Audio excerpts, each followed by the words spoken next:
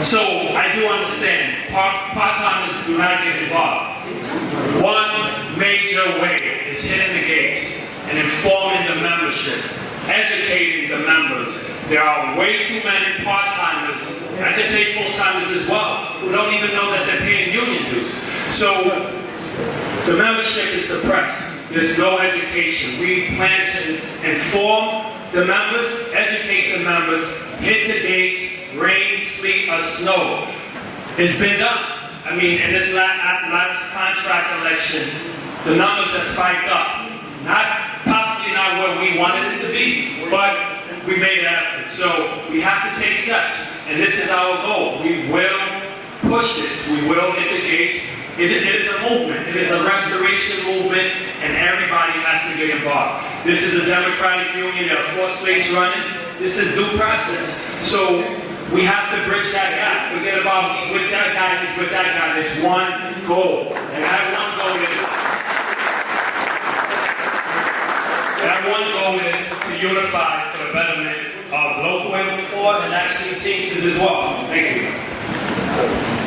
To continue on with your question, if you heard throughout the speech that I was giving this morning, we discussed about the general membership meetings for part-timers. Good morning and welcome. Thank you so much for choosing to be here on a Sunday morning. My name is Tara Dowdell, and I will be the moderator for the program today. And I can't thank you enough again for being here. Can everyone, it sounds like everyone can hear me okay? Okay. So I am here because I am proud to support 804 Rise Up. These men and women are not only fighters, but they are straight up. And I've been around politics and government and different things for a very long time. And so I know when people are genuine. And what I can tell you is that the men and women of 804 Rise Up are genuine. They're here today because they care. It's not about egos. It's about this union. It's about the brothers and sisters that work hard every single day for this company. That's what it's about for them. And that's why I'm here, and that's why I'm so proud to support them, because they are the real deal. And what I can tell you right now is what we need right now is more people who are the real deal, more people who are truly genuine, who truly care, and that's what this Rise Up team is. And so as we get started, the first thing we want to do is we want to do the Pledge of Allegiance. So I want to invite Steve Lombino up to lead us in the Pledge of Allegiance. Morning, everybody. I'm Steve Lombino from Manhattan South. Flag is over here. Pledge allegiance to the flag, the United States of America, the republic for which it stands, one nation, under God, indivisible, with liberty and justice for all. Again, in the tradition 804 UPS, I'd like to take a moment of silence for our brothers and sisters who have perished, and recently, Jimmy Pagel, D'Artagnan Scott, and Ron Shamoose.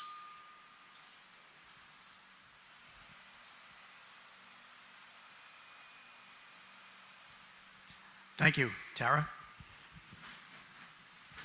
Thank you, Steve.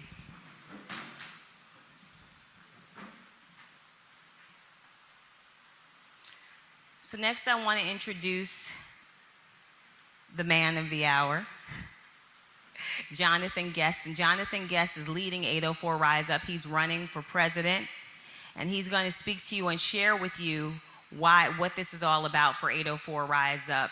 Jonathan is someone who has put his heart and soul into 804. He's someone who's been a fighter. He's someone, as I mentioned before, who is straight up, who is genuine. And without any further ado, I want to bring up Jonathan Guest. John.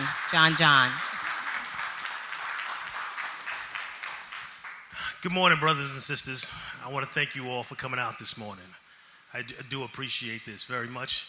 You guys coming out, trying to get your information together before you make a vote. My name is Jonathan Guest, and I've been a package car driver for 24 years. Come out of the Nassau building, I was a steward, and I've been an alternate steward and continue to be a union advocate throughout. It's been good doing this the whole period of time. Today is about hearing and listening to what the members have to say and hearing about us. Rise up and what our goals are. Today is also about making sure that we hear directly from us and who we are and who we stand for and why we are running to represent you. All right? Today we're doing this on Facebook Live also. So if you guys are out there, you want to ask questions, we'll have a time period to do that at the end of the meeting. While we're running, 804 Rise Up is a team running because we're tired of broken promises, the disrespect and the harassment and the BS that's been going on. We're all tired of it. I've been tired of it for years. You know, no disrespect to anybody who's done it previously. I know it's a hard job, but it should be a great job to do, and you should want to do it to the best of your abilities for the members. I've seen in our union achieve when we're united together. Going on United, I started in '94. We had the strike in '97, so I was a young puppy when that happened. And I saw unity at its finest and didn't know what it was. The brotherhood, regardless of who you were, man, woman, creed, color, didn't matter. Everybody was there in unison on the picket lines. For what reason, some of us didn't know back then, but now we know. It's because we work for a company who just doesn't believe that, you know, we should get what we deserve. What we're fighting for fair wages, fix our pension, which is underfunded, safer working conditions. Those are the things that we want to fix. You know, we want to fix and uphold the contract that we have. We have a contract that was enforced for years, and all of a sudden it doesn't seem to mean much to some people, being the company. To us here, it means a lot. To me, it means a lot. Let's at least fight for what we have and continue to strive to get better language to help in the parts that we feel need help in the contract. Okay. I've also seen what has happened, and we're not united, and we're afraid. Undoubtedly, we're afraid. You know, we see it right now that grievances, they go in, but they don't get answered. You know, it gets upsetting. You got people who don't even want to put grievances in anymore. They're just nervous of reprisal, just thinking that, unfortunately, you're going to get ostracized. The company's going to come after you. All in all, we want to go ahead and make sure that we take care of our families and our jobs and the brothers and sisters around us. We're really looking to, you know, to assure all of that. Company's a tough company, you know, and along with that, a lot of things the company doesn't take care of. Another thing that I see on the campaign trail, company doesn't pay the people correctly for some strange reason or another. You know, some people take a couple of weeks to get paid, you know, to get a correct payment, I should say. I won't say that they don't pay them, but, you know, the adjustments. These are the things that we're talking about. On the campaign trail, we've noticed we have members that are homeless, you know, and we work for $1 billion company, and they should up the ante. You know, everyone should be getting some money.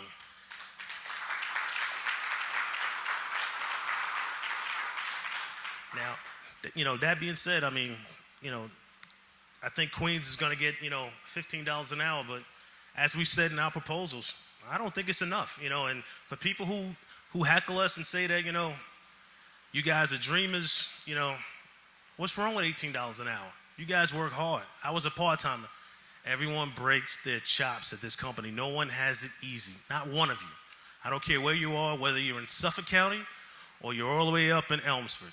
No one has it easy. This is a hard job. You're here to work your guarantee, and you want to even work more than your guarantee if you can. You're here to make money. You're not here to be a chess piece for the company. And unfortunately, like we discussed and saw, you don't even get the right time that you're there for. So, you know, that's the things that we're going to fight for. You know, and not to say that it hasn't been addressed and that other people haven't addressed it, but we plan on addressing every issue. And eliminating the one thing that we see is the fracturism Every member here in Local 804 should be represented to its fullest. There shouldn't be any division.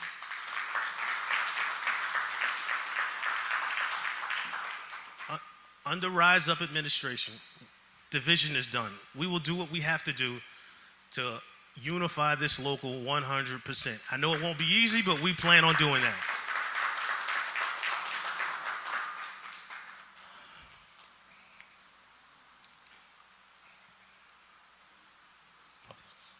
All right, brothers and sisters who are disrespected by management and our leaders turn a blind eye.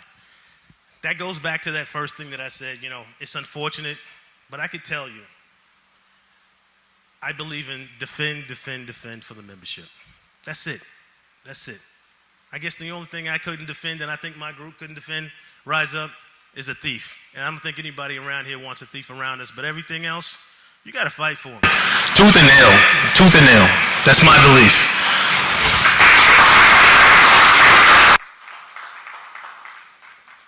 The health care of Local 804, it's a twofold thing. We have $82 million in our health care fund today, which is a lot of money. And I believe, and Rise Up believes, that we should be taking that money and spending it on every single member in this local. Along with that, because people tend to forget about, and this is no division, are the part-timers. Rise Up would like to see about go ahead and setting a committee together to bring the part-timers back into our health care fund so they can have the same care that we've had, for what they've had for years and what we should have with $82 million in that fund.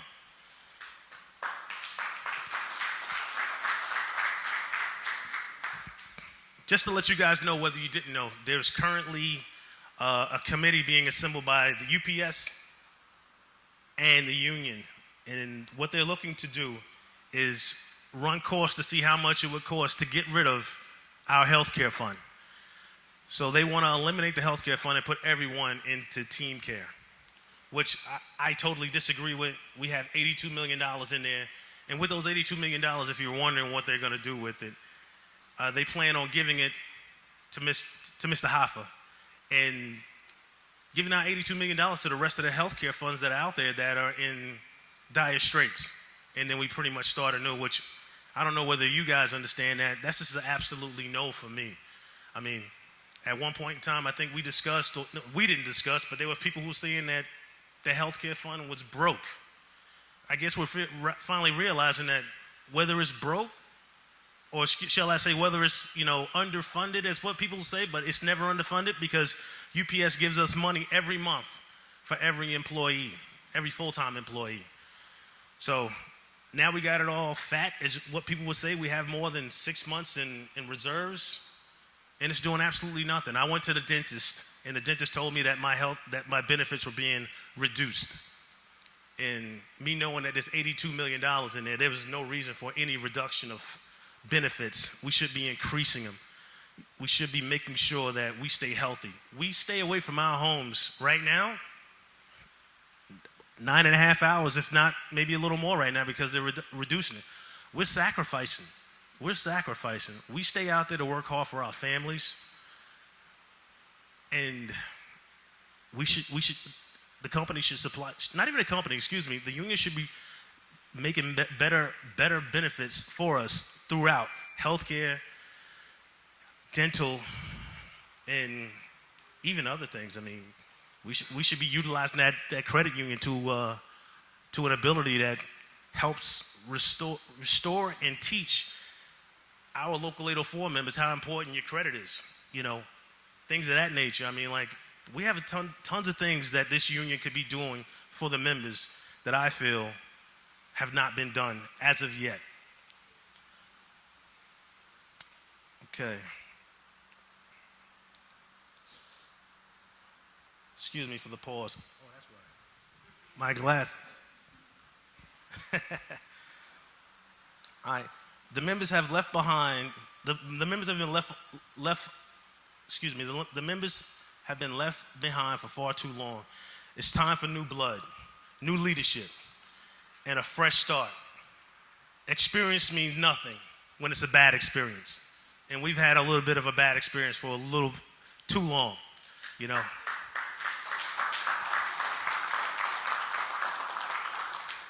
Tired of being lied to, and so are we. When your executive board is campaigning, we see them all the time. But the second they get elected, we don't see them or hear from them again until it's election time again. We're sick of it, just like you are.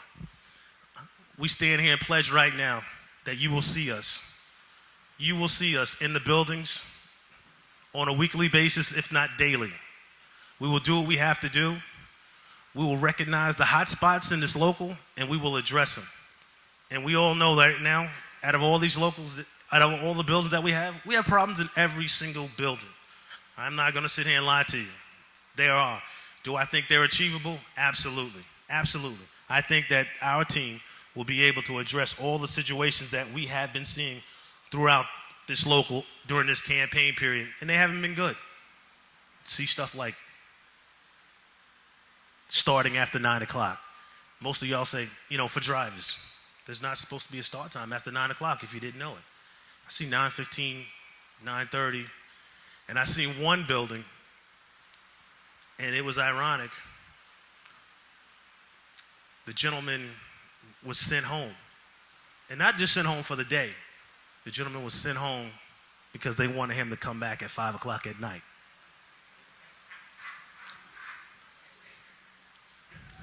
It happens. It happens. It's happening all over this local. I don't know. Well, listen, only reason I can say and know that it's happening is because members are fearing for their jobs, and these individuals are scared. You know, just like all of us can be at some point in time. It has happened. No lie. I just saw Kamal. Good morning, Kamal.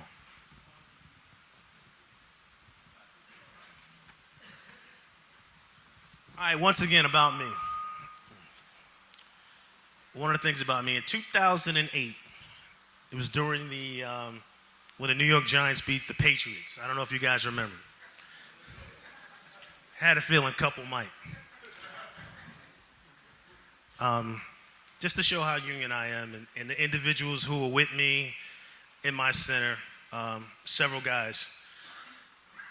I deliver in the Roosevelt Field shopping mall in Nassau County.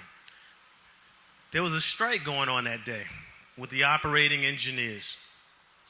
The operating engineers are a very strong union. And not only a strong union, I think everyone should have a strong union, and solidarity should be passed along throughout. You know, we don't cross picket lines. I don't care who they are. We should honor picket lines. We shouldn't shop where people are picketing, whatever the case may be.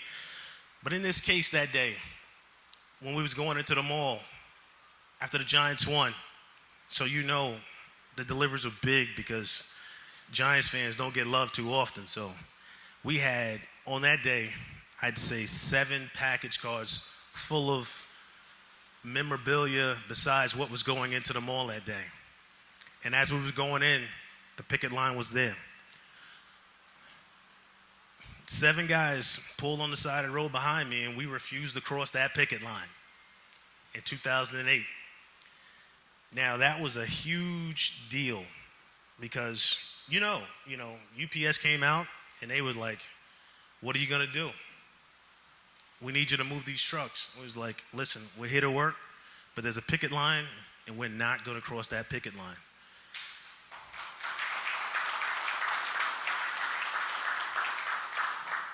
We all know what UPS did at the bitter end.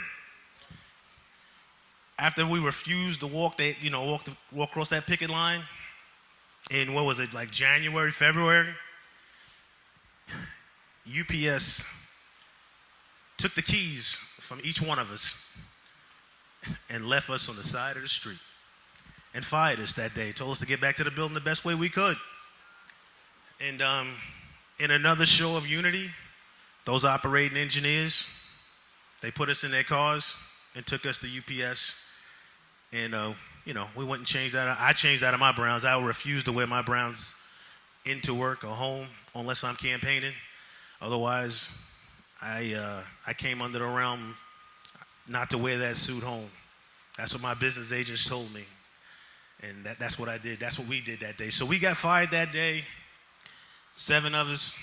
And I would not lie to you if I wasn't scared. But I tell you what, when you have a great business agent and an executive board that has your back, that won't let you step backwards, when I mean step backwards as the company's coming to you, it's an unbelievable feeling that I hope that every single one of you can experience. That individual to me was Bill Bewlett, and it was Tony McGreeny I was on the phone with that day. And those are legends. Howie Redmond, all of those guys. They told me, don't worry about it. Everything will be okay. In the back of my mind, that little cloud was there. I was like, I hope the fuck so. I really do. I just had a daughter who was about 5 years old, and I was thinking about everything that was at stake. And literally, if anybody knows Tony McGreeny likes to repeat himself. Listen to me, understand, everything is okay. That right there was all I needed to know, that everything was okay and it was going to be okay and I was doing the right thing. He made sure that I was doing the right thing. He walked me through it, and we walked it through the rest of the 7 guys.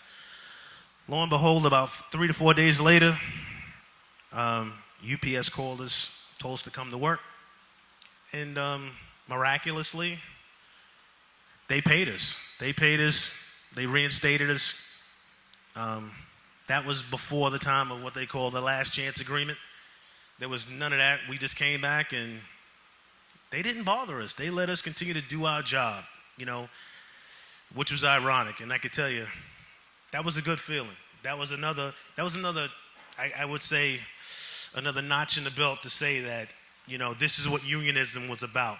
And we got a standing ovation from the guys when we got back, because I'm sure that they were scared, and the steward was gone, the alternate was gone, the alternate was gone, and 4 other guys. So it was a rough day, but we made through it, and I can tell you, it's a great feeling to know when you're educated as a shop steward by your executive board to give you the working tools to what I would call a Ferrari, being these stewards, just to be able to know what you're doing, educated and understanding the job so that you can educate every single one of your members. I don't care what classification it is.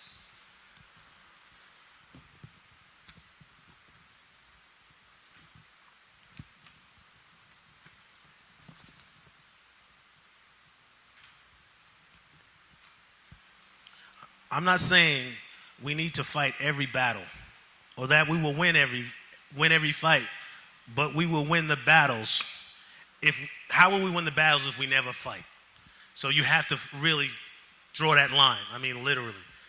You got to fight. You can't sit here and continue what we've been going through for the past few years. Just sit here and just take it, And when I mean take it, what I see, and I can honestly say, I'll speak out my center alone, we do a pretty good job. You can't fight everything, but what you see, you have to address. When we see people going home, we address it. We do what's right for the members. Whether the members think it's right and they want to go home, I'm sorry, you don't have a right to go home. You don't have a right to go home. You're here to work. There's an extra list and there's a weekly start. If you're on that weekly start, you work. And it's for not only you, it's for all of us, because we have a pension to go ahead and fund to the proper ability. Some of the things that we're addressing of the criticism. Some are saying that we're asking for too much, that our platform is unrealistic. That's the problem. We've been asking for far too little for far too long. That's my belief. It's my belief and my belief only. I understand we got some people here who are probably on the committee. That's just our belief. I mean, shoot for the stars. We work hard and we deserve more. UPS made $5 billion in profits in 2017. We worked through snow, rain, in the hottest days, on the planet. It's getting hotter and hotter. We deserve much more than what we've been getting from this company. This company can give up. I mean, one of the things I would always love to see is the fact of the matter, just to understand what Local 804 does. We deliver probably more packages in the U.S. than probably any other local. If you think of what we deliver, how high we go up. How many places around here has 40, 50-story buildings? I mean, like, we deliver a lot of wood here. I don't think people understand what we do here, you know? And when we talk about delivering, even the people in the inside, we move a lot of stuff. Everybody does a lot of stuff here. It's no joke. We're not being given anything. We deserve more. We do. We deserve more.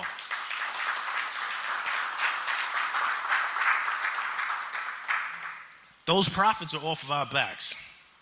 And I'm damn sure going to demand more. As they said, or excuse me, as my grandmother would say, a closed mouth doesn't get fed. I don't know if you guys, have grandmothers like that, but if you want to eat, you need to open your mouth. You can't be asking for nothing and expecting that that they're gonna just give you something. Hey, they're gonna think you full. You good over there. Let's give it to the next guy. So listen, that's what it's all about. We're about attaining more for this local. I would not be ashamed of getting more than what your expectations are. If that's a bad thing, y'all let me know. Then I know that we fulfilled our jobs and we can go find something else to do and maybe do like what we've seen our executive board been doing lately. Nothing. But we want to do more for you guys. That's what it's about. That is all what it's about. Every individual. I don't care who you are, he, she, it, maybe, whatever. I mean, that's just what it's about. That's what we're about. So 804 is what 804 Rise Up is proposing, our announcements. We're getting to the good stuff here. One of the things that we want to propose, we want to create a committee, a grievance committee, to streamline the grievance process in its whole. I don't know if you guys got a chance to sit up here and see. We have a grievance that was in our newsletter this past week. It was put in there that we want a class action grievance. I don't know if any of you guys saw it in the newsletter.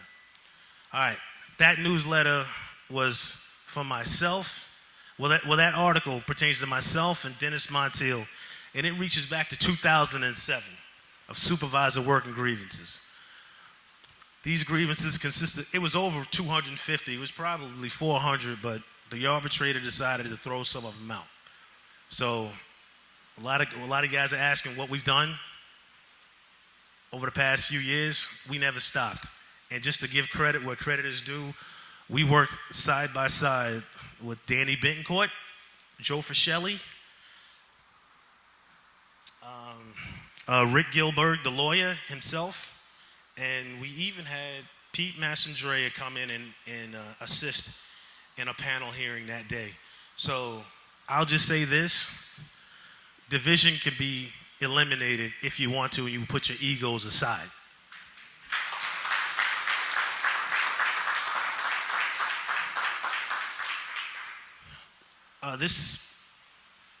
This committee that I would like to form would be to streamline grievances. When I mean streamline grievances, a lot of you guys know that these grievances get caught up and you don't get an answer for quite some time. And I can admit to being the first guy that those grievances are from 2006, so it gets bagged up and they throw it away. Rise Up would like to make a committee of pretty much every classification, individuals, to get together to form a committee on these grievances. Why? To streamline them, because now with this grievance that we won, this class action, now we go back to the old way. This is nothing new that we have here. This is something that we've always had, but we've had the inability for the previous executive boards not to utilize these avenues. So now, if I could go by line, so we have this line right here of supervisor working grievance. This row right here of harassment. This row right here of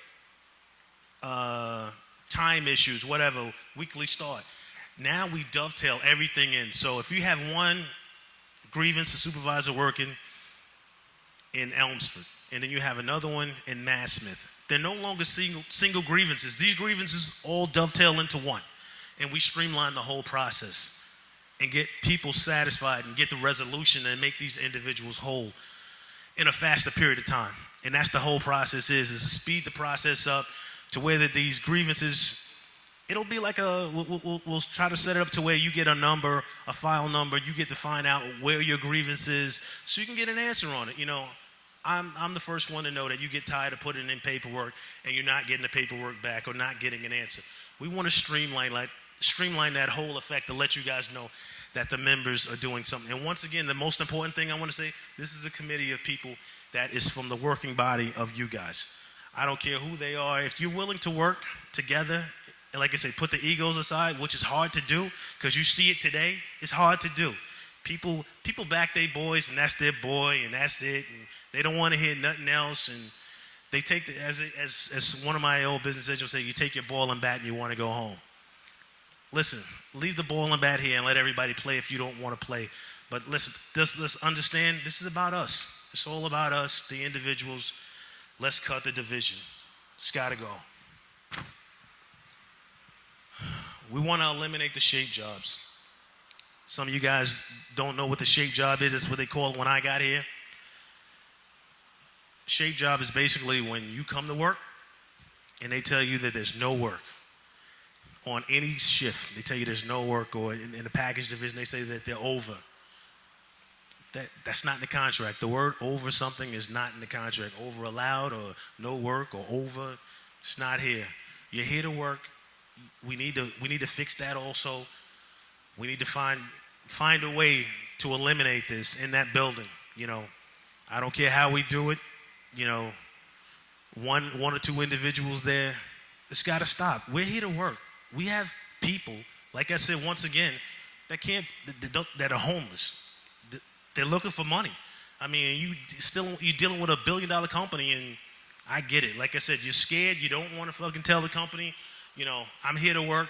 Some don't. You know, some will. Some of you guys are stand-up guys. I'm not going to stand here and say that we have a whole bunch of people who are cowering down. No, we don't. But we need to have more people that are willing to stand up like those guys who want to stand up here and fight this company on a daily basis. And then again, you really think about it, why do you have to fight? These are your rights. This is something that the company agreed to. It's in writing. It's in black and white. And it comes in an agreement by the company. So those are the things that we're looking to do. Another one that is probably, to me, it's a horrible situation, and I'll tell you why it's a horrible situation. I'll go back to this desk. We have 3 arbitration awards that we won from the company in arbitration. And last Monday, I do believe it was last Monday, we had to go to the panel system, which it might be a sore subject, but I don't like this panel system. I think this panel system does nothing for the members of Local 804. That's my belief. I would like to go back to the old way that we did it, which was AAA, an arbitrator, when you have a real lawyer that's representing the membership. So I would definitely look to go ahead and take that case to arbitration to see whether we could rid ourselves of the current panel system that we have.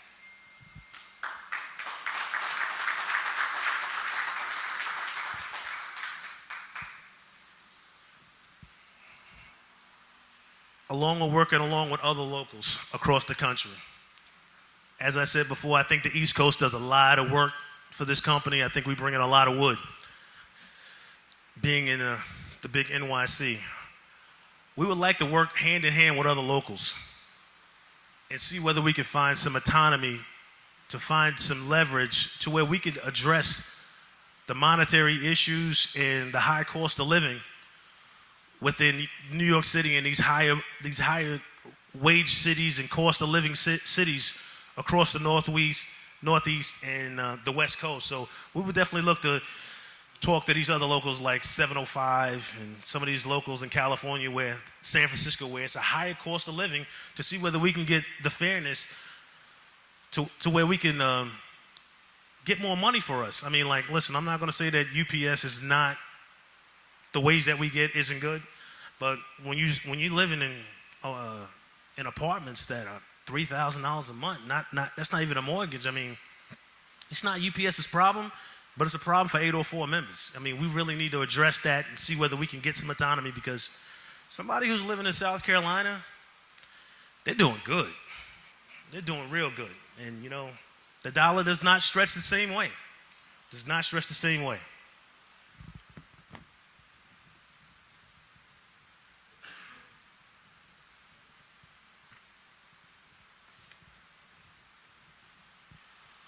along with this division and along with this ego,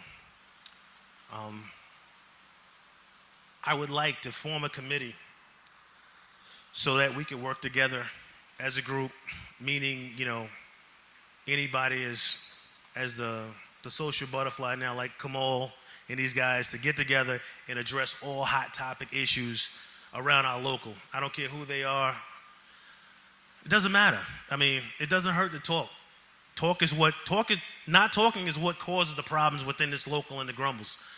So I'm definitely encouraging it. Our slate is encouraging it. We want to be as transparent as possible. Quarterly type meetings, just bringing it together, finding out what we hear, because obviously I don't know everything that's going on in whatever Camp A over there, Camp B, because it's kind of cliquey. We need to cut those lines off and fix the problems. And that's one thing. Just bringing the problem, addressing the problem, you got to have an answer. You got to find a solution. I think that's one of the things. We can always complain about stuff, but we're not finding real problems to fix the issue. At least if that be the case, we're not attempting to fix them for some reason or another. So as much as we do bring the problem, address the problem, let's come for solutions. Solutions is what Local 804 needs in every inch of this local and every member.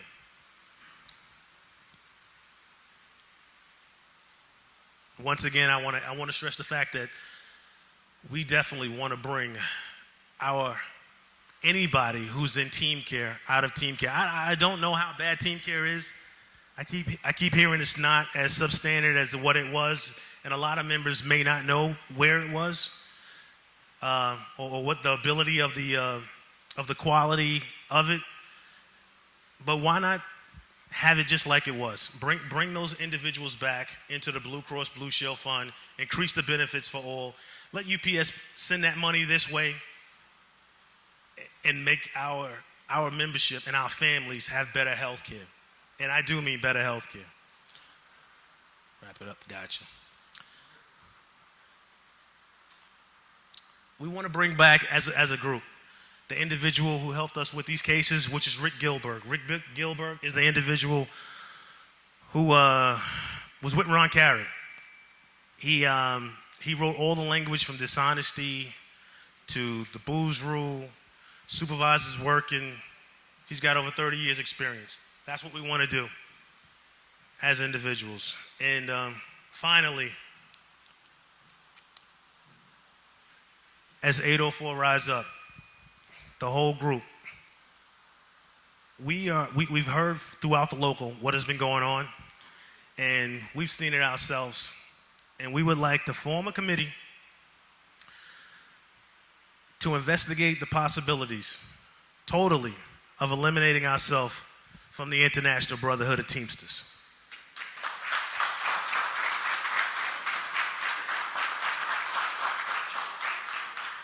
We definitely would like to do this. I don't know how feasible it is to do, but at least we'd let Mr. Hoffa understand and know that we're done. We're tired, and we want good representation. The last 3 contracts that we've had have been horrible. This is what we'll be fighting for, and this is what we'll be asking for. Please join us and vote. All right, guys, thank you. Could I get my team to say something?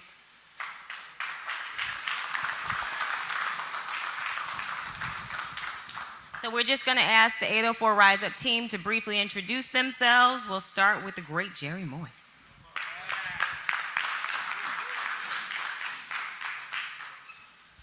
Jerry Moy, Melville Theater, 34-year driver. I started as a package car driver at 43rd Street in Herald Square. I've been there. I had never served as a part-timer, so I can't speak to your concerns. But as a driver, I know just about everything there is to know. I was fired in 2011 for leading what was deemed an illegal work stoppage in Melville. I was on the street for 10.5 months. I was put on the 804 payroll and made an assistant BA. I did my time. Getting my job back was a gift from an arbitrator. It was nothing more than a gift. If anybody ever read the arbitration, you would know that. I've been a steward twice. The reason I'm not a steward now is because I moved to another classification. I'm in feeder, and I wouldn't begin to pretend to know. I'm still learning the feeder job every day as I go. I'm only in 3 years now. We're tired of what's going on, and I would strongly urge anyone here who is a package car driver, while they're cutting your overtime and while they're sending you home with 8 and skate, I would encourage all of you to work on your methods. Get them down pat.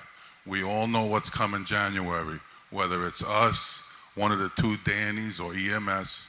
You know what's coming January. It's going to be hunting season, and it's going to be game on for whoever's on it. I would encourage all of you, cross all your T's, dot all your I's, because it's going to be a shit show come January. You don't want to be the meat in the sandwich. You don't want to be hung up. You don't want to become somebody's pawn. Work the way they tell you to work. Follow your methods. It would be an honor to serve all of you here in Local 804, regardless of what building they send me in. I have a strong background in Long Island. I've been in Long Island for 30 years now, so I'm assuming that's where I would be, but I would take any assignment, and it would be a privilege to serve all of you. So thank you. We hope you vote 804 Rise Up. All right, Robert Rocco.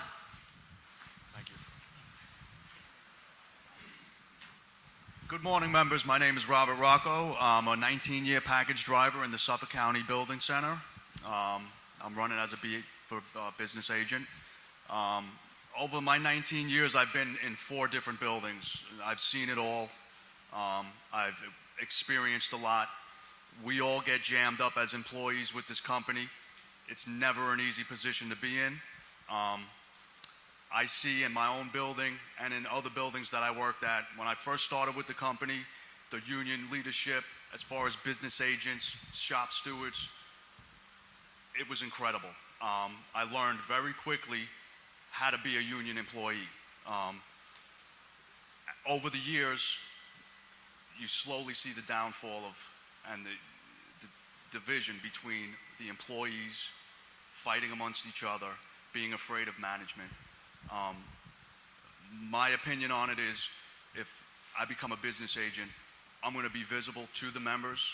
I'm going to be there for the members to back the contract, which is most important, and stand up to management, which is something I've always done. Like I've said, we've all gotten into situations where our hands are tied, but as long as we have strong leadership, starting with the shop steward to the business agent and up the ladder, we're going to do good. So we need to stand together. That's what the Rise Up slate is going to do. Stand together and be transparent for the members. Be there for you when we get jammed up, because it happens to all of us.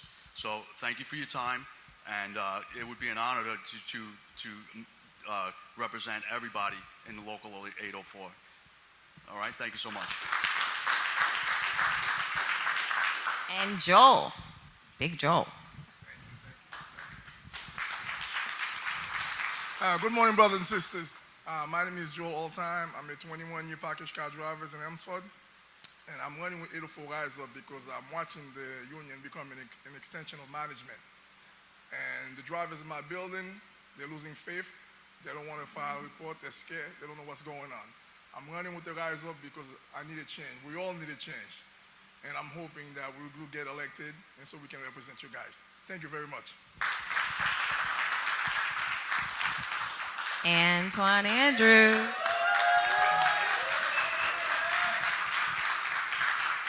Good morning, everyone.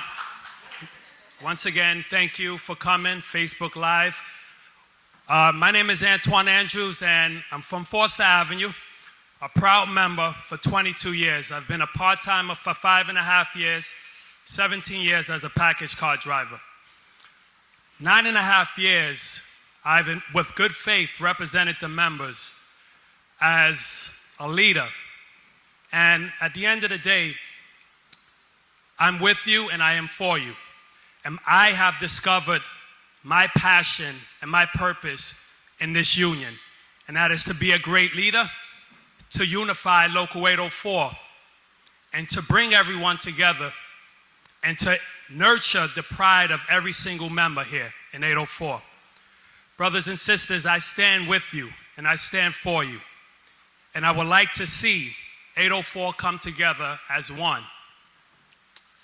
So I ask you guys to stand with us because I believe in you, I believe in this union.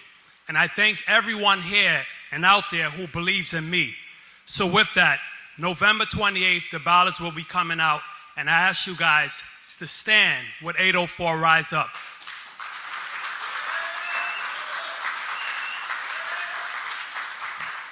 Stand with 804 Rise Up for the betterment of your future, for the betterment of your family, and for the betterment of Local 804. Once again, I, Antoine Andrews, I am with you and I am for you. Thank you, brothers and sisters.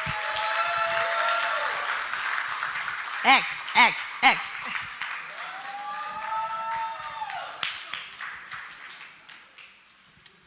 Morning, brothers and sisters.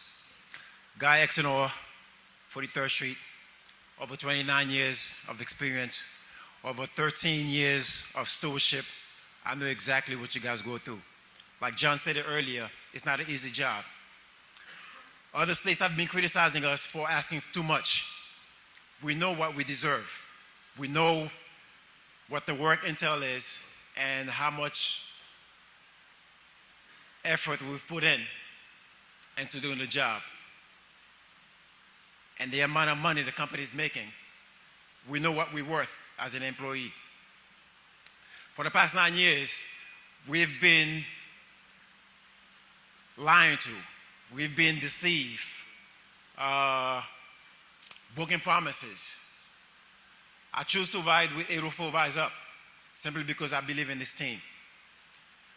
Anybody who's from 43rd Street knows exactly where I stand. I'm a straight shooter.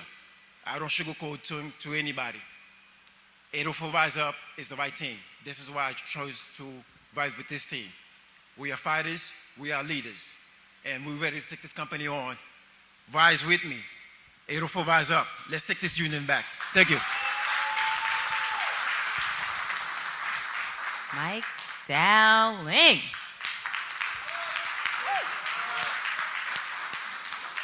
Morning, everybody. My name is Mike Dowling. I've been around 40 years, so I'm the old one of the group. What up, Stevie?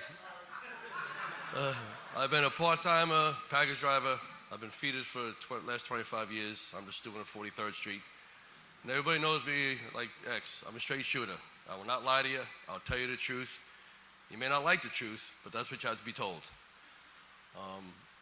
I remember years ago when I first started in the union, a business agent, if he told you, don't worry about it, you didn't have to, nothing to worry about. Now, you got a lot to worry about.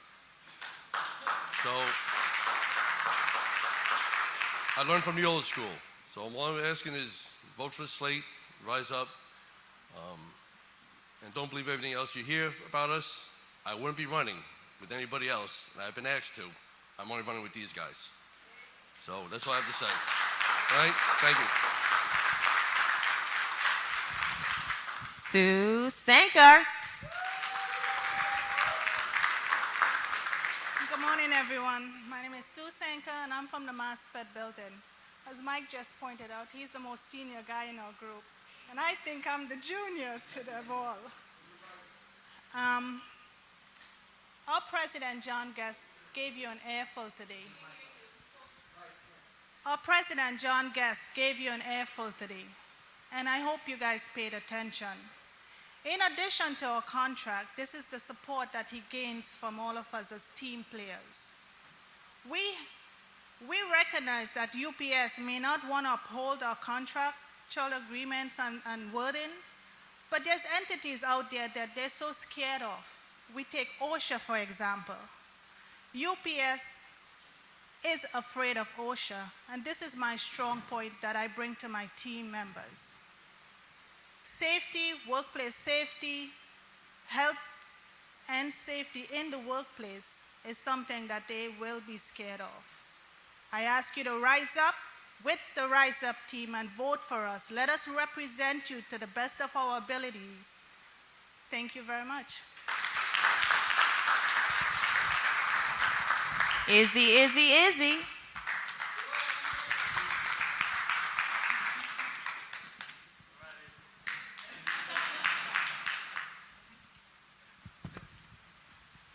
Good morning, brothers and sisters. My rank and file members of Local 804. My name is Ishmael Izzy Bonner. I'm running on the executive board of Local 804 as a union trustee officer for the 804 Rise Up slate. I'm a family man, a father, a provider, and a protector. I'm married to Stephanie for 30 years. I have 2 beautiful daughters. One is a doctor, and they both finished their college education and graduate school. Thank God for UPS, right. They gave me I began my career in UPS in March 1991. I have 27 plus years, and I'm an inductee, Circle of Honor, or Safe Driving Award. I've held and served and acted in both positions as an alternate steward and a shop steward for 2001.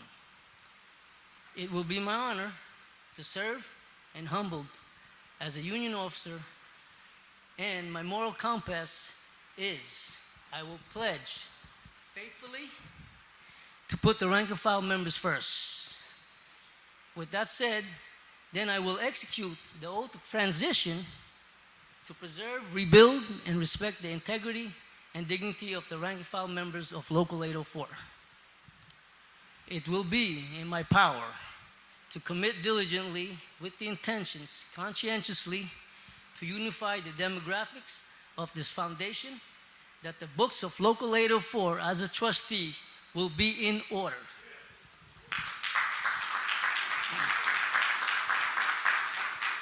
So everyone, I thank you for coming out. What we got to do, we can't fix the past. Let's exhale it and inhale the future.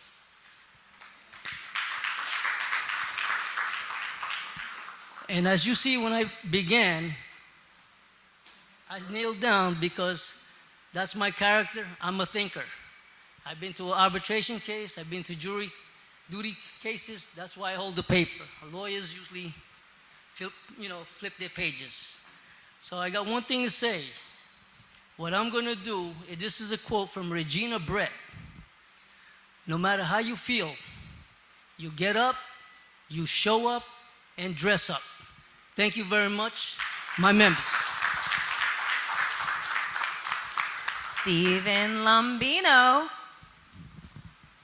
I'm sorry, one more thing. I'm also a Ron Carey union card holder.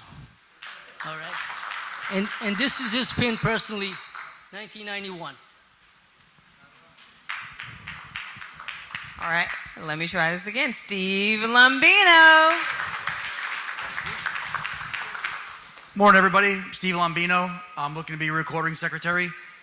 Listen, I'm in the middle of my 25th year, and I'm ready to walk out the door June 1st. But when I was asked to join, I was humbled. I was honored to be asked by John to join this team. And I want to come here and help you guys. As a recording secretary, every bit of communication is going to go through me. So my number will be out there. You just, it's crazy what's going on down here. We are just being abused. We're in Manhattan South. I have a bunch of guys here from Manhattan South today, and we're just getting walked all over. We don't see our executive board. Everything is on us. We're going to be a voice down there. Even though I'm going to be looking to be your recording secretary, I'm actually going to be on the street with an agent every day, whatever building we're assigned to. We're coming down there. We're going to kick some ass, and we're taking names. And we're fed up, and we just want this to be fixed. We just want to come in, kill it, and see if we can do this forever. This is crazy out here, but thank you for coming out. I really appreciate the effort. Let's go rise up. Michel Barbera.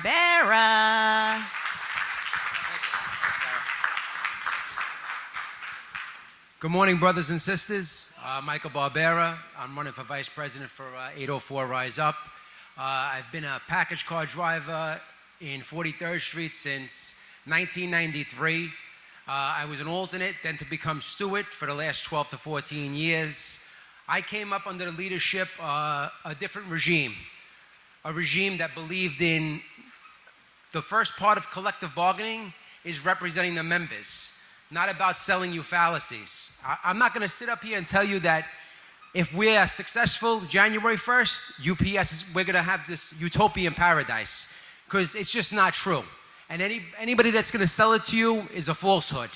UPS always has problems. Any building that you walk in on Monday morning, there is always a problem. They're always going to give somebody a problem. The only thing I can tell you is we want to bring 804 back to when I first started. I came up under the regime of Angelo Garella. Tony Magrini was my business agent. When I came to work, I ever had a problem, I walked into an office, I missed the building the next day. When I went into an office and said, yeah, what was the problem? Well, I missed 50 packages yesterday. I had Angelo Garella representing me. Did you call for help, Mike? Yeah. Well, you know what? Whoever the manager was at the time, have a nice fucking day, and walked out of the room, and that was the end of that. That's what we want to bring back to Local 804, not the bullshit that they have right now. Vote 804, rise up, guys.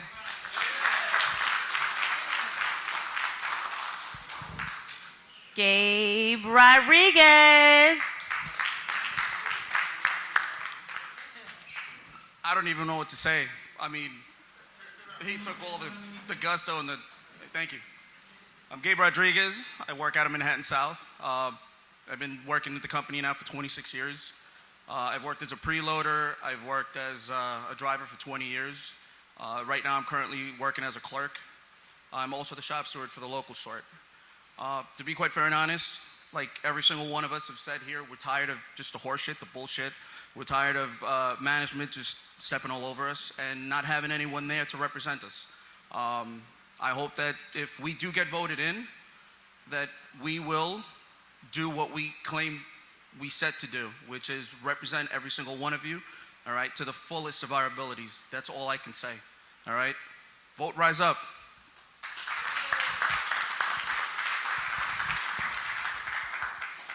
When I bring this guy up, I have to start shadow boxing first. Steve Medina.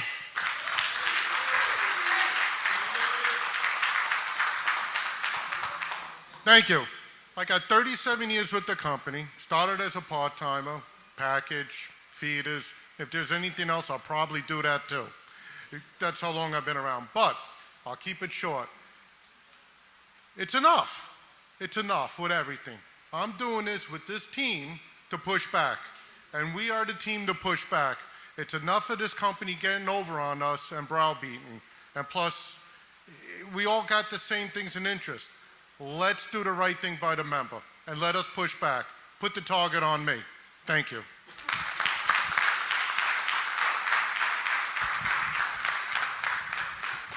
Thank you, and that is your 804 Rise Up team. One more round of applause. 804 Rise Up!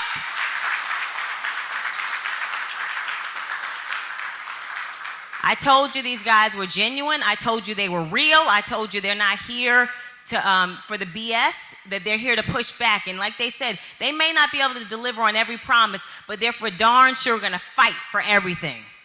And that's all you can do is fight and stand up and rise up. So right now we're going to take some Q&A. And so who has a question? Sir? With a lovely daughter. Oh, let's get you the microphone. Good morning, brothers and sisters. How are you today? My name is Basil Darling. I'm out of the Foster Ave building. I'm one of the alternate shop stewards.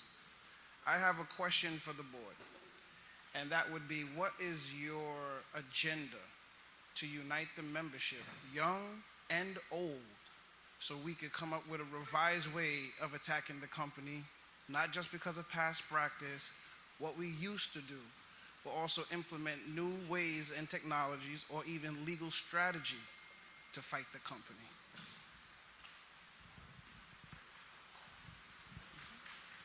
Great question. Thank you for your question. Thank you, my brother. I guess to answer some of your questions is a multitude of things. As I spoke forward, we was talking about the town hall meetings to eliminate the transparency, grabbing all classification drivers, all classification employees, just putting their egos aside, getting together. Maybe even forcing them if they don't want to. You know what? When you're uncomfortable, it's a good place. Maybe we can learn something from one another. But that is the ultimate goal, is to get people to stop this fractionation, to fix things. One of the other things that we were looking to do, I can't say it will be immediately, but as we spoke about, we even think it would be a good idea, and I hope it, and I guess we'll get, find out from this. We're looking to create general membership meetings for the part-timers themselves so we can address their situations wholeheartedly. 5 years and younger, just all throughout. I mean, I don't know if we're using our money right, but if we can get people to the union hall and they can get here for those type of meetings, it would be fine. I mean, we have no problem with it. These are the type of things that, as a group, we've already addressed and said things that we would do. And the other thing I want to add, sir, for that is there's going to be an online system where you can go in and file your grievance and you can actually track the progress of your grievance. Full transparency. I promise you, ma'am. I just wanted to say something on what he said. When I started as a preloader years ago, the older workers, preloader, driver, they would pull me aside. Once I made book, you were being pulled aside by a senior person. They would give you the ups and the do's and the don'ts. We don't have that anymore. We are scared to speak to each other, and that's the main problem. We can't be scared of saying to the new employee, you got to do this, you can't do that, you can't do this, you have to go to work and stuff like that.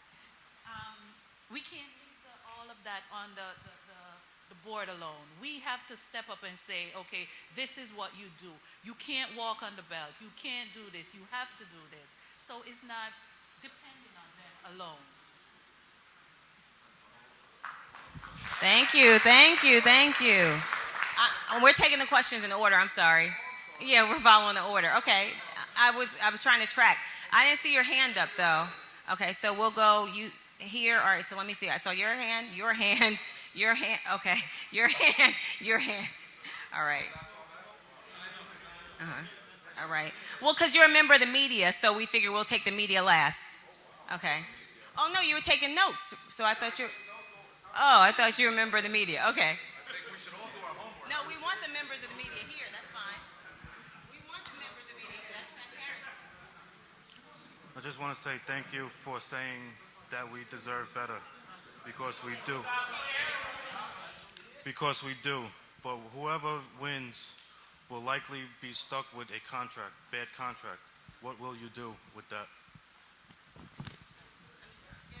Okay, so I caught some of the question. It said whoever wins is going to be stuck with a bad contract? Okay, did everybody hear that? Okay, so who wants to take that? Okay. Listen, whatever the contract, whatever it ends up, we're going to fight tooth and nail for everything that's in that contract. As far as I know, if they implement 22.4s, which I guess it's going to be, I believe in, I saw an email for 710, and they have what's called a 25.13 driver. I'm assuming that's the 22.4. That's their version of a 22.4. We're gonna fight. We still have Article 37. We still have no supervisors working. We're going to come in on Mondays, especially on Mondays. We're going to make sure when they're sending you home that there's no supervisors running your off routes, that there's no supervisors finishing the loadout, that there's no supervisors working, period. When you get lemons, you got to make lemonade. You got to do the best you can. But we're going to fight with whatever contract we end up with. And you know what? Hopefully it's not negotiated before the election is over, you know. But whatever is there, we're going to take it. We're going to fight as hard as we can with it. Thank you. All right. So we started the line, but I'm going to go here because he was next. I just don't want to disrespect anyone. Hi, brothers and sisters. My name is Nick Trimboli from the Suffolk Building. I think we would all agree that, especially in the beginning of the last board that got in, we lost a lot of members due to panel cases. Now, I know you're saying you want to change the panel case system, but right now, unless you get into the negotiation of the contract and change it, it is what it is. So what I want to know is, who are you going to have represent the union during these panel cases? Because I feel like with the last board, there was a lack of knowledge and ability to represent the membership, and we lost a lot of members and had a lot of unfavorable results from arbitration. Great question. Thank you. Very substantive question. And thank you all for your very substantive and respectful questions. We really appreciate the level of professionalism today. This is really good. This is great. Yeah, how you doing? Nick? Yeah, Nick. In answer to your question about the panel cases, yeah, I agree with you 1,000%. It's a total lack of knowledge, contract-wise, experience, everything. And if we're successful January 1, going into panel cases, the person that's going to be handling them along with us is Angelo Garella from 43rd Street.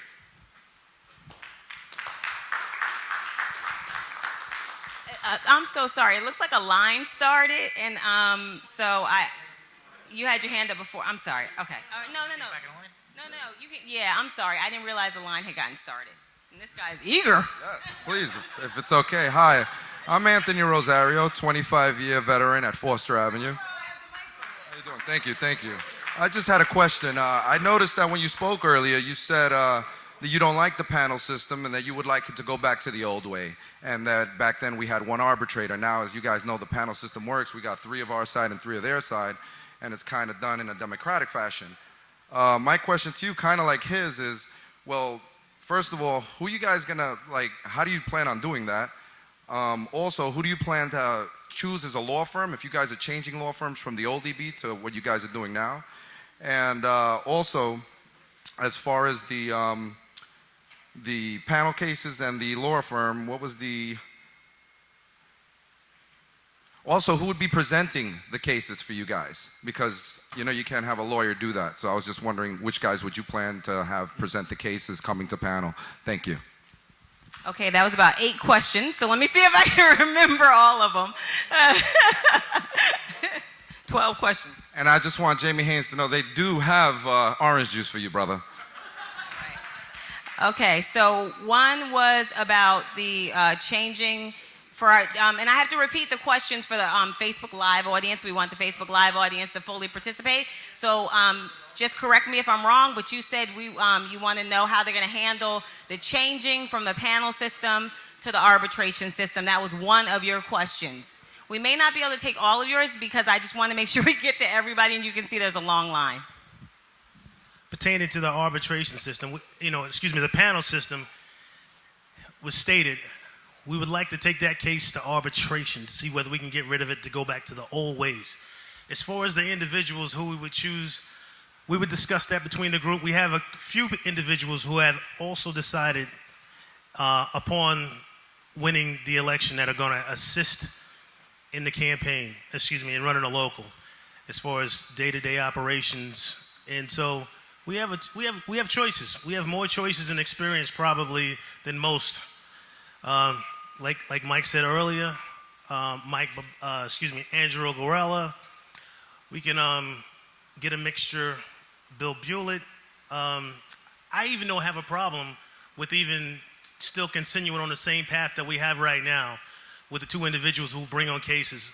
As I spoke on Monday, Joe Frascelli brought the case and brought a very good case, which I said got deadlocked.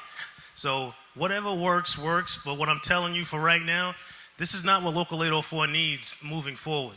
So if we have to, if they give us lemons, we're going to make lemonade, and we're going to go ahead and continue on the path that we have to make it better to where we're winning cases. But if anybody thinks that it's okay for the company to split the baby, meaning, usually a lot of guys don't lose their job, but they took a lengthy suspension. I don't know if you guys think that's right. I don't think it's right. Back in the day when we went to arbitration, you worked until your arbitration day. That's one of the biggest problems that I have. And if you don't have that same problem, I think it's an issue. It is. And that's why we'd like to get back to the same thing that we had.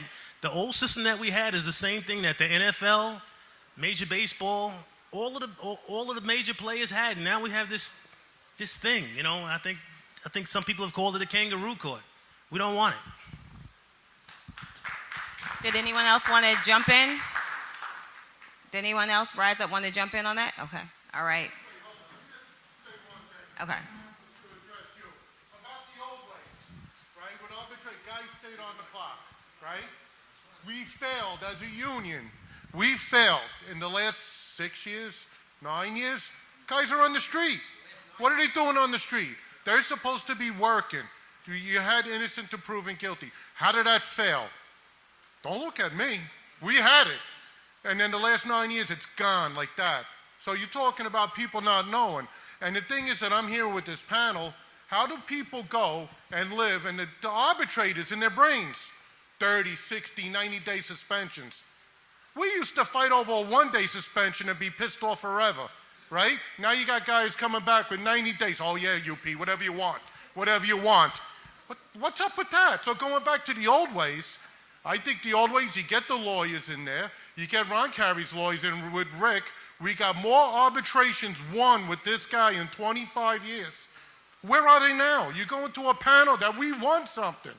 We won it 20 years ago. You, all of us, we pay union dues. We all won this. But guess what? They go now and UP goes, oh no, we're not going to look at it. You win something in a court this high and you're going down to like a lower court and they're going to say they got more power? It is. It's and now you got me on a roll. You turn around and say that they don't want to listen what we won 25 years ago, but yet they want to change the rules and say, oh no, you got to go to the panel now. Wait a minute. It's okay. Or they would tell you, no, we won this. It's always in their favor. That has to stop. And that comes with knowledge, and it comes with pushing back. Go ahead, what? No, you pointed. I want him. Oh, wait. I really want to let some, yeah. I want to let the other, I told you that, that Steve Medina was a fighter. And so imagine Steve Medina fighting for you with management. That's who you want fighting with you. Yeah. Good morning, guys. Good morning, everyone. Lennox James, 10-year veteran at Foster Avenue. I'm an alternate steward as well. Part-timer. I just want to address a specific issue. In past executive, we've always heard the good things that they say that they're going to do for part-timers. It's never been addressed. It's always been talk. I haven't seen anything done strategically to address the serious concerns that we have in right now in the local, as relates to the division between part-time and full-time. I'll give you a perfect example quickly. Recently, we had a situation where supervisors were working at Foster. The whole executive board came grandstanding to prevent supposedly this infraction. We have part-time supervisors working on our ship every single day. Every single day they're working. I haven't seen one of them yet address that issue. And this is something that's been happening for previous executive boards. Everybody speak good things. They speak so good that you could get Alzheimer's. You could get, not to get elected. You could actually get diabetes from just listening to them. They talk so sweet. What I want to know is what strategic plans do you have to address the issue of, to enforce actually part-timers, supervisors working on the part-timer shift specifically? How are we going to address that specifically to enforce the contract? Another question, also in relation to the political climate that we have right now nationwide as relates to the Trump administration and the NLRB being in his pocket. What strategic plan do you have to fight the company? Right now, we can't go back to the days, and with all due respect, brother, you do anything that's abrasive to this management team straight across the board is pursued as being overly aggressive and violence in the workforce.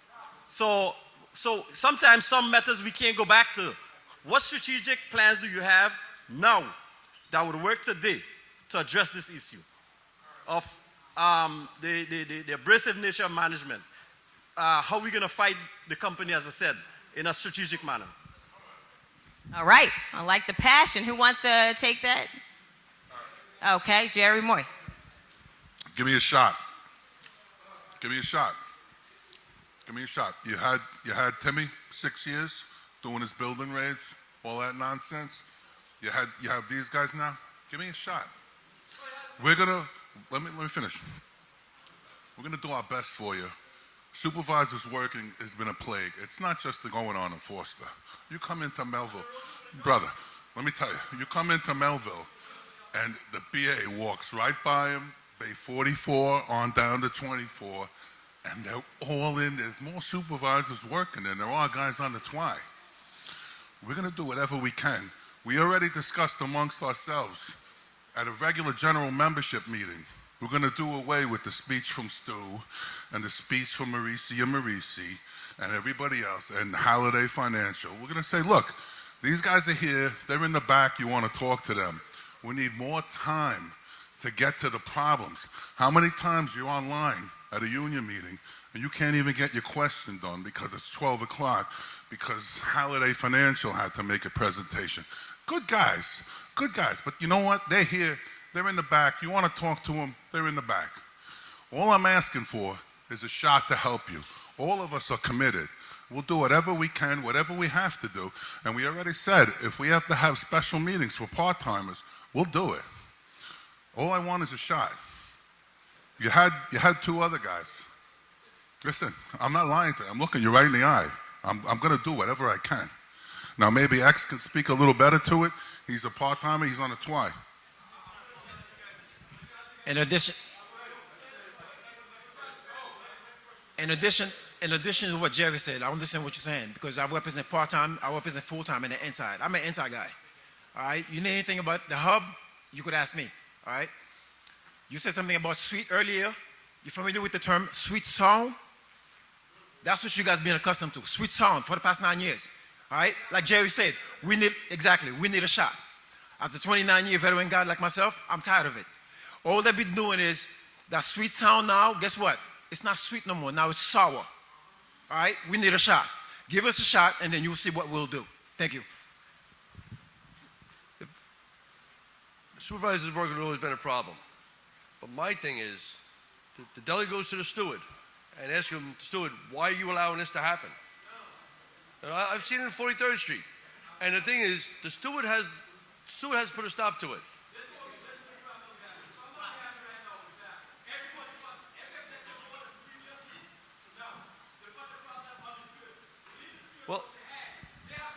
Well, the thing is, but it's like Jerry said, the delegates in 43rd Street walk right past the steward that doesn't do nothing about it, and the supervisors. Why is the delegate walking past the management people? You bring the steward over and say, listen, why is he working? You hold the stewards accountable too. There's a lot of bad stewards in 804, I hate to say it. And if they didn't do their job, but they're going to be removed. But the delegate should not walk past a supervisor working at no time. Call him out on it right away. And all the executive boards for the last 8 years have not done a damn thing about supervisors working. Not at all. And that has to be addressed. And it will be addressed under this administration. Because we got guys going home.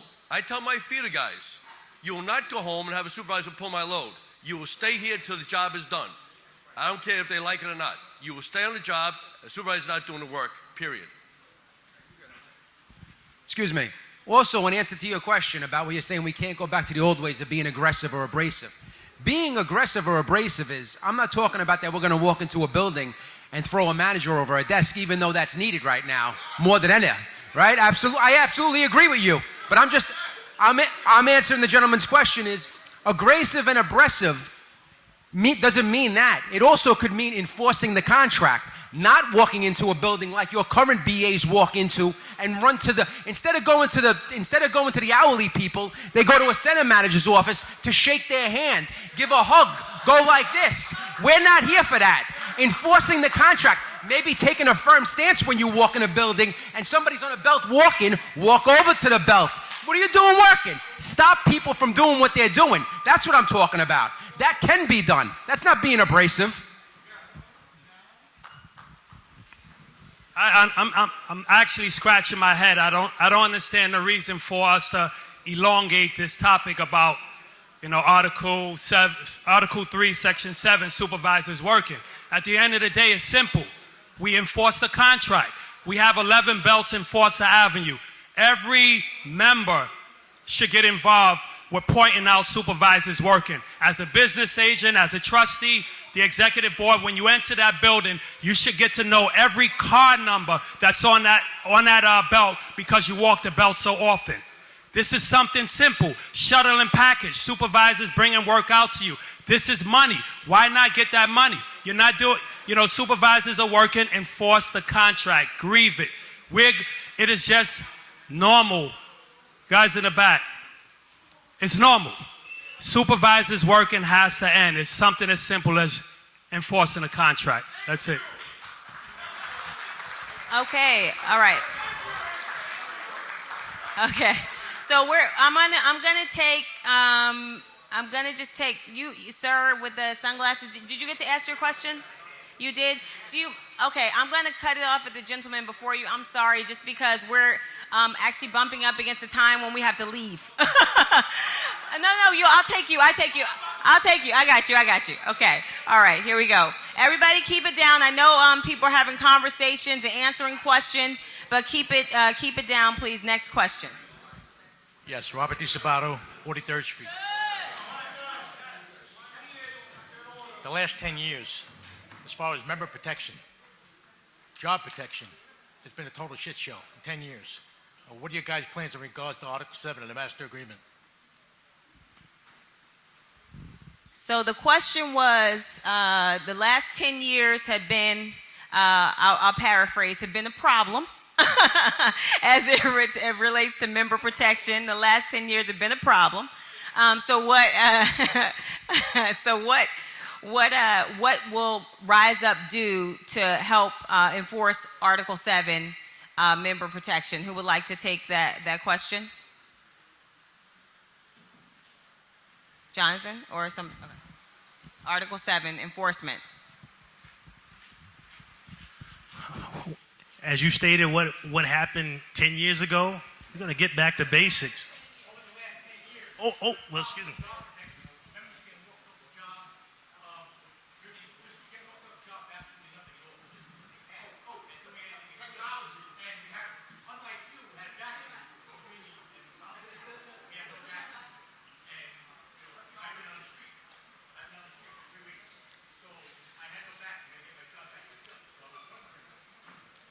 To see if I can answer two questions at one, because we kept fighting over the supervisor working issue. I think, as I said earlier, if people forgot, we won that case, which was always won, but we never used the proper tools that were given to us. Now the rule has been reinstated again. With that being said, the same individual who wrote the supervisor working grievance, we want to bring on board Ron Carey's lawyers so we can get the full understanding and knowledge of what this article means, so we can continue to fight for members and keep these members on the job. No one should ever be taken off of the job for, basically what the contract states, being theft of goods or drinking. That's it. So getting that knowledge back is going to be what we need. And once again, just be mindful so we can at least answer the rest of these couple of questions that she said, so we can get out here and eat and get out of here, guys. So we're only going to take a few more questions. Apologies, but we want you to have the meet and greet portion, and we also have to leave. Good morning, brothers and sisters. What I wanted to know, will this board provide representation for the weekend workers? And do you guys have a plan to put in place for the new hiree, the new trainees, once they make book, as far as taking them and educate the members on how, with the basics rules as far as UPS, because UPS grab the new employees, take them to the training room and train them and teach them stuff every day as they come in. Is there something that you guys will put in place to help with the members once they make book, to teach them their rights, their rules and regulation in regards to the contract, so they cannot be afraid of when it comes to discipline and certain things, because that's where it starts at the beginning, with education for the new members and some old members.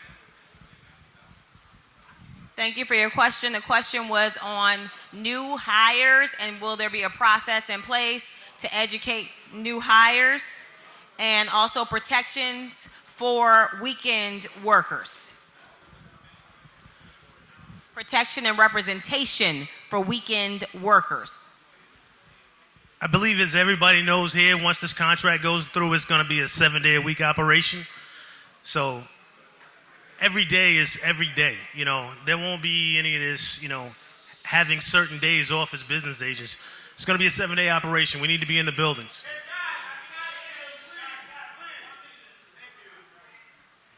It's going to be a 7-day operation, so everyone should definitely be on the job. Business agents are there, stewards are there. Representation should be 24 hours. What was the other part of it? Was new hires. That's a grassroots type of thing. I believe especially when I started in package, as you made your book, the shop stewards would usually take the guy out for drinks or whatever, dinner, and fraternize with the guys and let the guys know that this is a family. If anybody ever been in one of my shop stewards meetings, I always tell them, I was like, you know, being in a union is like being in a family. You know, you can't pick them. Just like your own family members. You just got to deal with them. That's your family. And strange enough, we're probably with our co-workers more than we are with our families. So we need to start addressing the situation and know that we got the same common problems and fix them and basically getting to where the older guys are talking to the younger guys again. And I can honestly say as of even this year, and I've told a couple of guys this, I've even changed how it works with trainees now. It used to be that shop stewards never dealt with trainees at all. We didn't speak to them. They were like foreigners. Now, when trainees come in, first thing I do is I give them my phone number. I tell them every day you work, I don't care if it's 5 minutes, write it down in your notes if you got an Apple phone. I don't care when it is. Once you get to day 41, 42, let me know.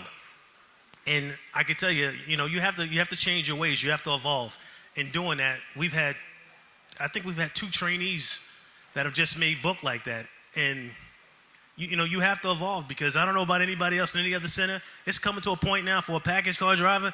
It can take a year or 2 to make a book now for some strange reason or another. So that was what we did.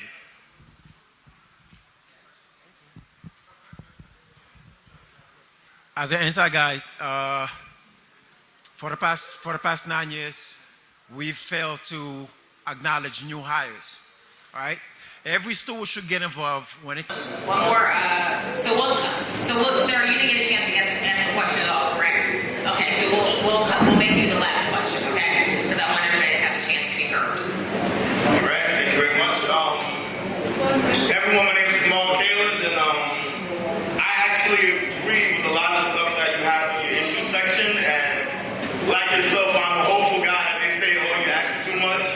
But being on the contract committee, I just have a question on how we actually plan on doing some of these things. Like, hey, I'm all for the $18 an hour starting pay, for the double time after 10 hours, for the extra breaks, you know, for their 30 and 60, creating more full-time jobs. But my question is how? Because being on a committee, the company doesn't want to even agree to give them an extra 5 minutes for part-time employees. And that's something generally every part-time employee does already. Except, you know, if they don't like you, they're trying to say, no, your break is 10 minutes. So what are the plans to actually get some of these things done?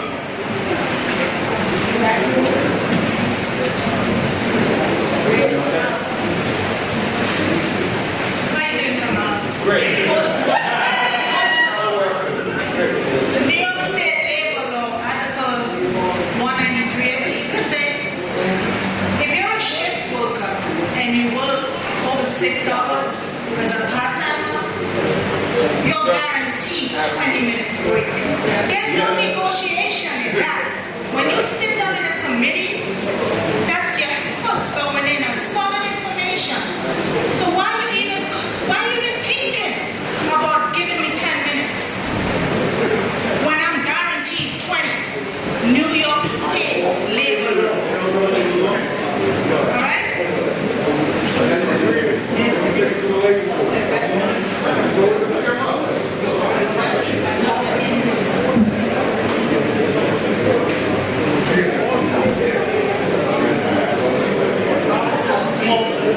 Sorry, everybody's fighting over answering your question. Come on. They want to answer your question so bad, they're fighting over answering your question. That's a good thing, right? That's a good thing. Guys, keep it down, please. Come on. We were only hoping to pray that we could get 70%, if not 90%, participation in this next no vote.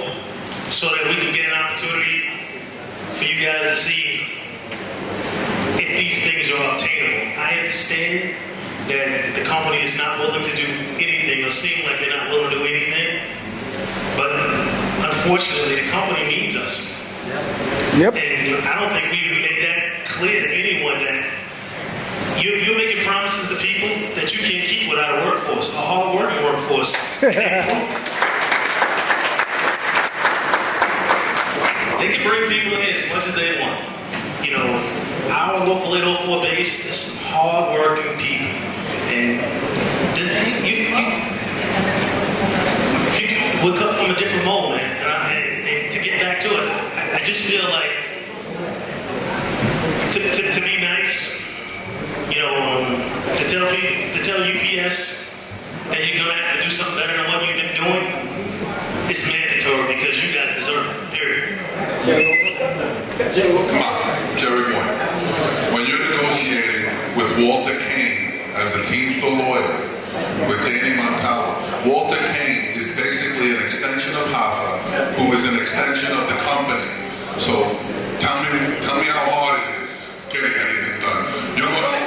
Walter Kane is the one coming back into the no, you can't answer it. You can't answer it 5 minutes ago. What are you doing? That's your problem. You're running with the wrong lawyer. We plan on using Ron Carey's lawyer, Rick Gilbert, who's been there. He wrote the contract in '97. That's one of the ways we plan on getting shit. Give us the chance. Vote the contract down. Vote no.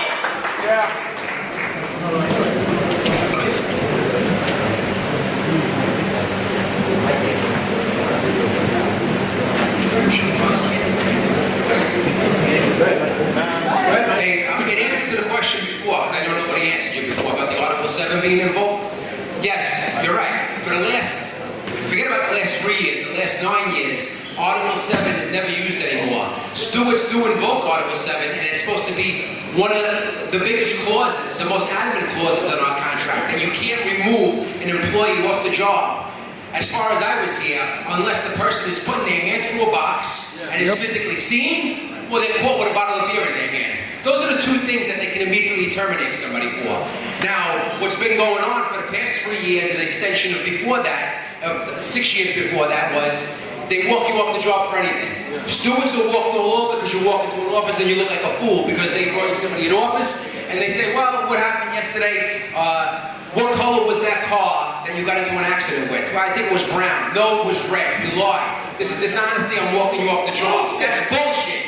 It should be. That's the whole point. That's the whole point of Article 7 being invoked, and it hasn't been, and that's what we plan on doing. That's major enforcement of the contract that's not being enforced. And answer to you.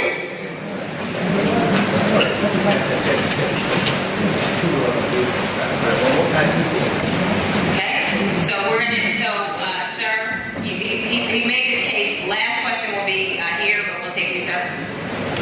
How you doing, everybody? My name is Michel Barbera.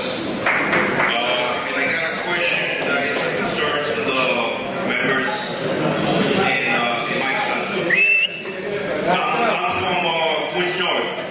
So we used to be in Massacre before we got moved to that building, and we're the only center in that building. So pretty much throughout the whole local, we're the only center in that building. There's only, it's a small building. There's not a lot of members. The problem that we have, and my question is that how you guys are going to do when it comes to the business agent? Are you guys are going to train them? Are you guys are going to send them to seminars? Why I ask this question is because we have a really bad business agent, and the only reason we got stuck with him is because we're the smallest center in the whole local. It's only about maybe 150 members, including the 3 shifts, including the drivers, and the preloaders. So, that's why we only a block away from the union hall. They could actually literally walk to our building, but they don't do that. We're like the last center that they come and they are around and actually, take care of us. So our guys in our center are really concerned how you guys as business agents are going to educate yourself, because the business agents that we have the one that we have right now is pretty much not doing what he's supposed to do. He came out of Manhattan South. Listen, there's a lot of things that we have to address with him because he's not familiar with the contract. And I done my homework throughout. His name is Alex Salado. So we have a hard time there. It's ridiculous. And my question is, I understand there's two guys, or correct me if I'm wrong, I understand there's two guys in your state that have never been an alternate and they're not stewards. So how you guys are going to train them or what you guys are going to do, because I don't think it's fair for us or any other member in this local to go to the situation we're going right now in which we don't have the proper representation. So that's something that everybody you guys should take in consideration because, trust me, we going through a really situation, things that will have a solution in our building. So now, for somebody to come and step up to the next level to be a business agent, that's totally something different, and that's something that everybody should take into consideration because it's not easy. Being a shop steward is not easy. You gotta fight the numbers, you gotta fight the company because sometimes you violate your own contract. So, that's my question. What you guys are gonna do to the guys that are not even being alternate stewards? Beautiful. Beautiful. Nice, long and sweet. Long and sweet. Well, good question is what you're asking. Fortunately, those individuals that we be talking about, and this will make it clear. I not only consider us now, rise up as a group, but a family. We pretty much mentor each other on a daily basis. We all here representing Foster, man. 804. Like you said, Brian, I have no problem. See that? Reaching out to other individuals. We already have the blessing of these guys being out there. Howard Redmond, Tony DeGree, Angelo Correll, and others. I had no problem once his name. He passed Dre once his case is done. That's my brother right here, people. If he's got some positive to say, it's going to help this local. That's my brother. Why don't you pour my drink for me? Pour my brother. Pull me up. That's my fellow union brother. If you my fellow Jew, you can. This is what we Jews do. I don't know if you guys know this. Big up Phil, man. You don't know. Miserable like shit. So this is how the thing is. Still wait today, still worse day. There's no problem with the money that we have in our local with taking out shops and all this, taking them out of service, being off the job, and educating out every single one. Same thing with business agents. I mean, like I said, as you get on up to say right now, you still probably don't know everything. Everything hasn't been done to you, but somehow or another you've been figuring it out, whether it be through word of mouth, correct? It is a hard job. And the same supply system is going on. None of us is going to let a business agent, or shall I say a shop steward, who is willing to fight the company, allow them to fail on their own. As long as they can pick up a phone, meaning a steward, and ask a question, well, as you say, you can't even get a business agent to answer a phone. Phones will be on. You should be able to get in touch with someone to address your problem. And as far as the business agent, whoever you may be speaking of, they will be well versed. And a plan will be set in place for every individual. We just got to get through what I call the election period, and up until then, they will be getting training from the individuals who I spoke from. All right? Thank you. I'm going to ask you for your name one more time, if you don't mind. Mr. Gomez, the guy is going to get from the question. As a steward over 12 years, I know exactly what it is. For the past 2 executive boards that we've been through, them two is brothers. I'm sure one of the guys from the buildings them two is brothers. or heard this one way or the other. They always said stewardship is the thankless job, right? You guys ever heard that? Okay, we're the first line of defense. But the question is, how good is your business agent? Your business agent, your shop steward is extended to your business agent. Your business agent job is to extend the gratitude and the respect that your business agent has with the steward. Now, the company has to acknowledge that. Now, if the big station doesn't extend that, how good is that steward going forward representing the members? Now, I just want to say, everybody here, there's a lot of talent in this room, and I appreciate all the talent here. Two things. When, let's say, you guys get a call. I'm going to say, are you going to stand like this? No steward supposed to walk up there. Never. None. Never. No shop steward is supposed to. Everybody put their stewards walk up there. Executive board is supposed to be at that building. That's it. Straight. 2 months. So I ain't got me pumped up. That's the sweet part I'm going to get into. I want the commitment from everyone here that's going to be. That's the sweet part I'm going to get into. The advocacy. If the members look for guidance and protection to the steward, now if the company walks all over the steward, how good is your executive board? Yes. They're walking over there. They have the right. They can say, you know what, you got to get LLP, you got to build it. That's Where does the board stand? If the board doesn't stand, that's a problem. The business area says the total what happens with the building. This area will rise up. This area will rise up. We'll put the members first, and then we will train our stewards going forward so that they can defend and protect the members. Well, how are you going to do it? We just told you, going forward, we will educate ourselves, and then we will educate our stewards going forward, and then our stewards will be extended to us going forward. The respect that we earn going forward, we have to pass it along to our stewards so that our members can have better representation going forward.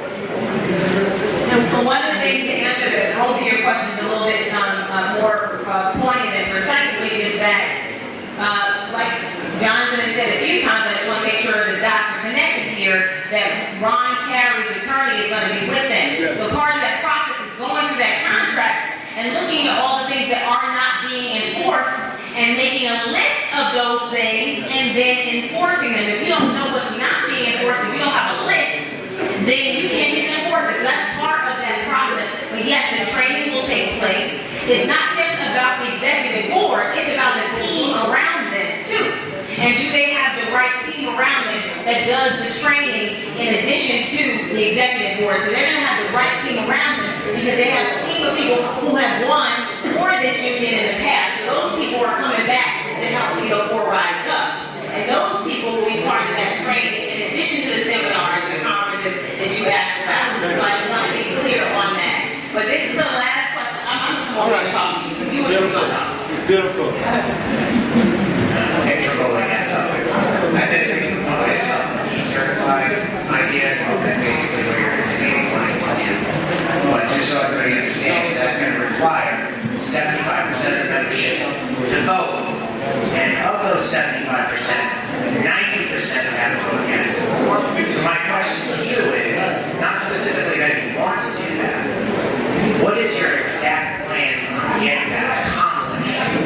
So, I mean, I think a lot of people here would agree that we want to do that, because our needs in New York are different than our needs in Nebraska, and needs in Texas, and all of that. But what is your plan on being able to implement and get that to be successful?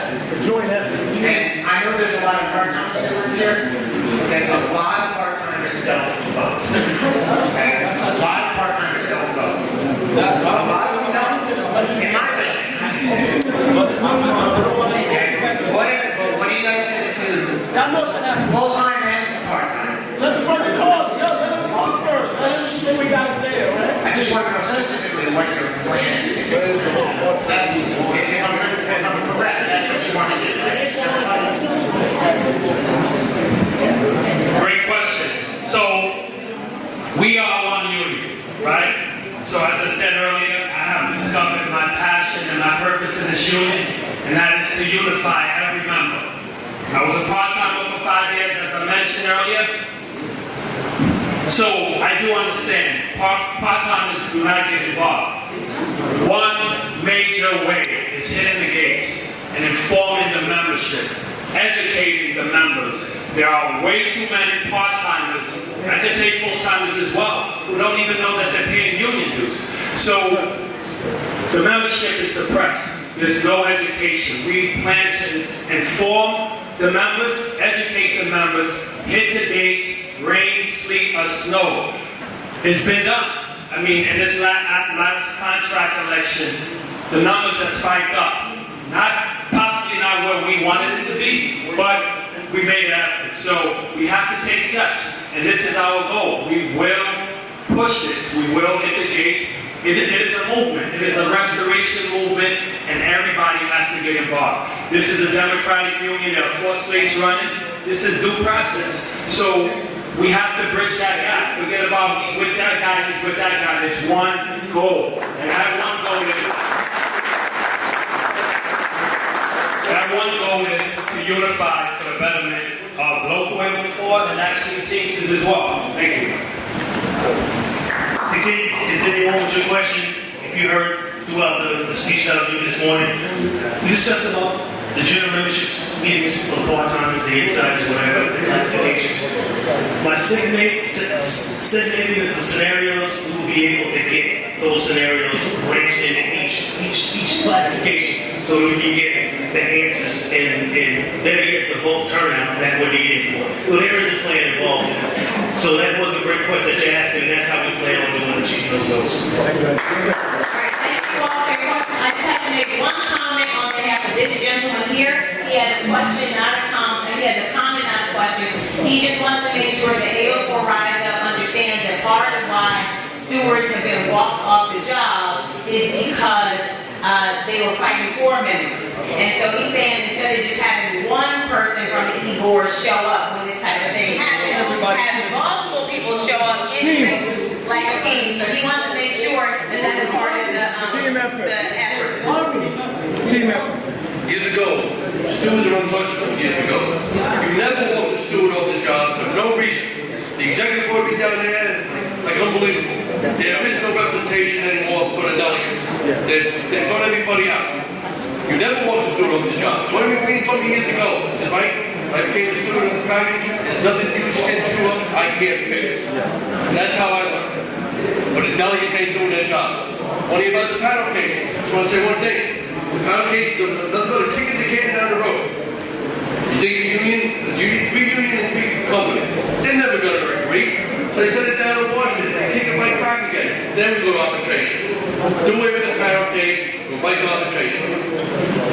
I said to the executive board meeting a few months ago, I said, you've got to have all the panel cases done by the end of the contract year, July 31st. Everything. I will work on it. We got panel cases for years that will never be heard. You've got to put a date on it. If it's not done by July 31st, then the company is guilty and you have to pay it. That's what you have to do. And it's a dishonesty thing. I tell my feeder drivers, you get into an accident, fine, things happen. You don't sign a statement to give to the company. You sit down with the steward and you tell the management person, you write it, I say it to you. But I got a guy years ago, a little while ago, they run me the office, he lied. I said, no. You wrote the wrong thing down. You do the writing, we do the speaking. You don't and never give it a statement. Never. That's right. On paper. Straight. Never. You don't sign your name on nothing. Thank you all for your question. This is more a comment. Listen, guys, this is not rocket science. Fighting a company is not rocket science. It's very easy. The only thing we have to do is stop the cynicism between us. 300 grievances. John and I, over a decade, won 2 awards. AAA. It works. It does work. The problem is the cynicism between the membership. Oh, that can't happen. They will never do that. It's proven. They're not even in office. I moved 3 times in the last 10 years. The first thing that I picked up when I moved from house to house was a milk crate with all the papers. Because I knew the days will come. You can go to the website and read the awards. My name isn't here. Jonathan Guest's name isn't here. My testimony is here. As he said, Pete Massandrea showed up. Bill Bulick showed up to testify. 2 different administrations. And the current one. That even at court brought it forward.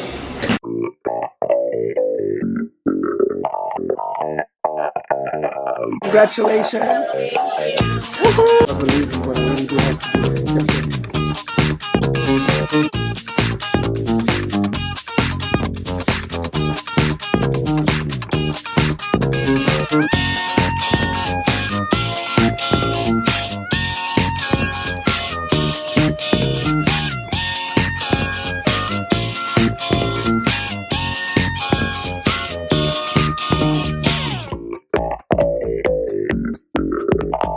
Sit on this side, Gilbert. Just think about it.